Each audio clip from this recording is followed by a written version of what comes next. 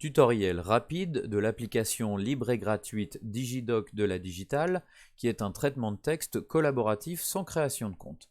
Pour y accéder, rendez-vous sur le site ladigital.dev, cette plateforme qui propose de multiples applications, et ici vous trouvez Digidoc. Cliquez sur Utiliser pour ouvrir le document.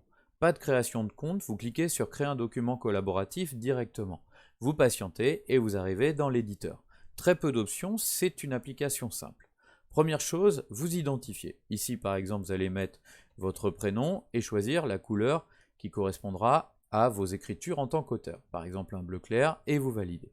Et ensuite, c'est parti. Donc voilà, par exemple, imaginons que vous devez rédiger une nouvelle en commun. Voilà. Et vous indiquez, voilà, je propose une inspiration moderne de Barbe Bleue. Voilà, avec une héroïne nommée Jade. Voilà. Et vous allez pouvoir comme ça continuer comme ceci. Si ce surlignage vous gêne, eh bien vous pouvez l'effacer, vous sélectionnez et ici vous voyez vous pouvez effacer le surlignage pour pouvoir mieux lire. Vous avez quelques options de mise en forme comme par exemple la possibilité de mettre en gras, de souligner et de choisir la couleur comme ceci. Vous pouvez également ajouter un lien hypertexte. Pour cela, il vous suffit de sélectionner par exemple le texte, d'aller chercher le lien hypertexte, voilà, comme ceci. Et puis, une fois que donc vous avez sélectionné le texte, vous cliquez ici, vous collez le lien, et voilà. Ici, vous avez un lien hypertexte. Quand on clique dessus, ça ouvre bien, la page correspondante. Vous avez également accès ici à un chat. Donc voilà, vous pouvez indiquer par exemple, voilà, Tom, t'en penses quoi? Ou tu en penses quoi? Voilà, et voilà. Vous allez ensuite pouvoir transmettre ce lien à vos interlocuteurs et bien sûr, pensez à l'archiver pour le garder en mémoire et retrouver l'accès.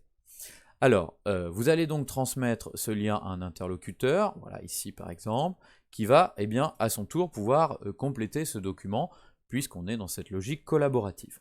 Première chose, lui aussi va s'identifier, donc voilà par exemple on a dit que c'était donc Tom, ici il va choisir sa couleur, voilà, on choisit une couleur pas trop foncée pour que ce soit net, et puis c'est parti.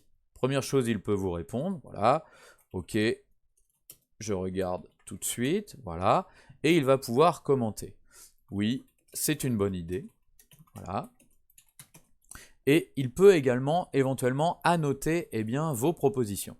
Ici par exemple, voilà, il peut sélectionner Jade, cliquer ici sur annotation, et puis il peut vous proposer par exemple voilà, un autre prénom, voilà, et il vous propose une modification, modifier Jade par exemple Julie, voilà, annotation. Et vous avez donc ici l'annotation qui est ici.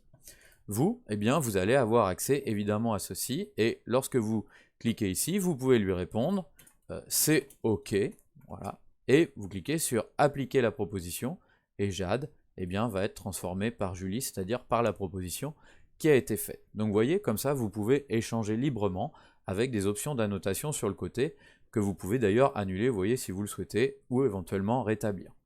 Alors ensuite, autre élément intéressant, vous avez ici la possibilité d'importer ou d'exporter votre texte une fois qu'il est terminé sous différents formats, voilà.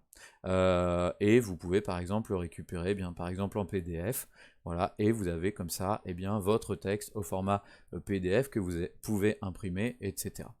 Vous avez également ici la possibilité d'enregistrer les modifications, voilà, et puis ici un historique dynamique qui vous permet de voir qui a modifié quoi. Vous voyez, il vous suffit de remonter le temps pour savoir qui a modifié quoi, vous avez les couleurs en haut, et ainsi vous savez qui a fait quoi sur votre pad, voilà, pour savoir qui a modifié quoi et quand, donc c'est quand même très pratique. Vous pouvez retourner au bloc-notes bien sûr quand vous voulez, pour le compléter, et voilà. Vous avez donc ainsi accès à l'ensemble des options. Bien sûr, vous pouvez annuler ou rétablir un élément que vous auriez écrit, et c'est donc maintenant à vous de jouer.